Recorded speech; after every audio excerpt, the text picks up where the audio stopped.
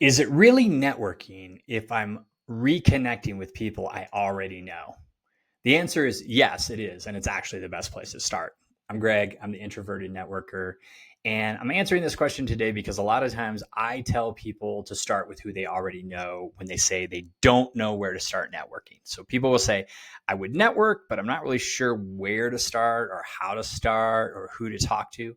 So I always say, start with who you already know. And people look at me kind of funny and they're like, why would I start with who I already know? They're already in my network.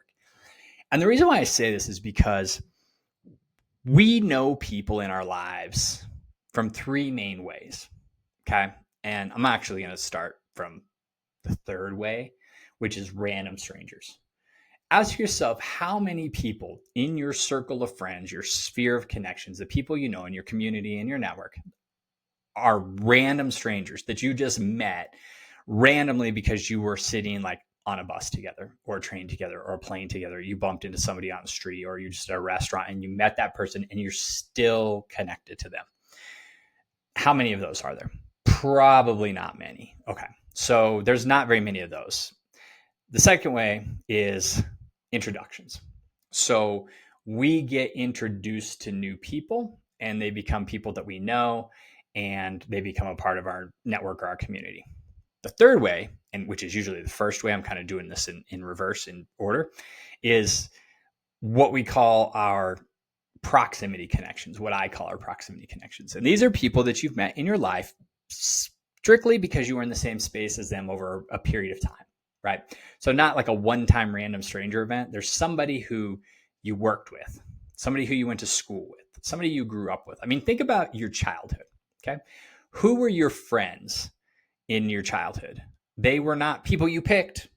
Your parents decided where you were going to live and you lived in that house and you lived on that street and you went to that school, and all the kids that were there, you were friends with them because they were in the same place as you. You made friends, you made connections in the same place as you. So you had nothing to do with it. You had no choice. They just became your friends. And then as you went through school, you went to higher levels of school and then you got into maybe college or university or something like that. Or maybe you didn't do that. You got into the working world.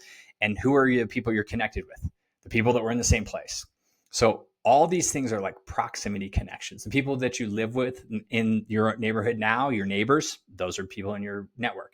People who are in the same community groups or religious organizations with you, those are people in your network because you go to the same places. Okay, you just chose to go to that place, and the people that are there are the people in your network. So we know those people because we're close to them somewhere in the world, geographically or organizationally.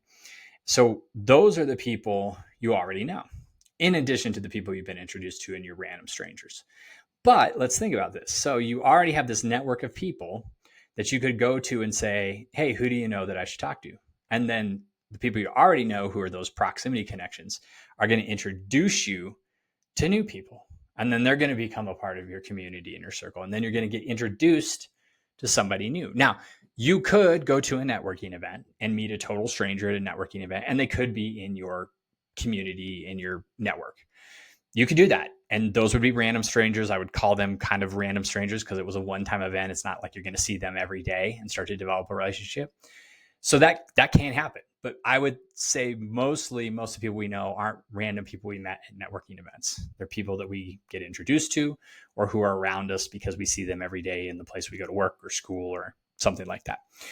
So that's why I always say start with who you know, because starting with who you know also carries with it a level of trust. What I mean by that is those people that you see and you've developed a relationship and connection to, there's sort of trust between the two of you. And so if that person says to you, hey, you know what?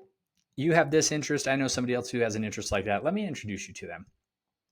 And then when you get introduced, this new person trusts your friend because they're friends already, and therefore says, I trust this person and they're introducing me to somebody new. I'm going to sort of trust the new person at some level, maybe not the same, but at some level to at least have a conversation with them. And that's how you have the conversation. Now, conversations help us develop relationships, and relationships help us develop trust. And that's kind of how we create new connections. Actually, I'm going to say that differently because I think about it as I say it. In conversations create trust. Trust creates relationships. So starting with who you know, you're already getting some level of trust when they introduce you to somebody new. So that's why I tell people to start there, because then you're not starting from ground zero on the trust and you're already moving along towards the relationship. So that's why I tell people start with who you know. That's why it's the best place to start.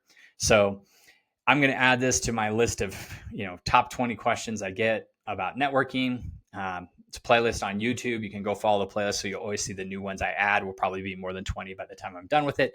But hopefully you enjoy this video. I hope it answered the question of where should I start if I don't know where to start when I'm networking, and why you should start with who you already know. So hope that helps. Go out, meet some interesting people this week. Remember, always be connecting.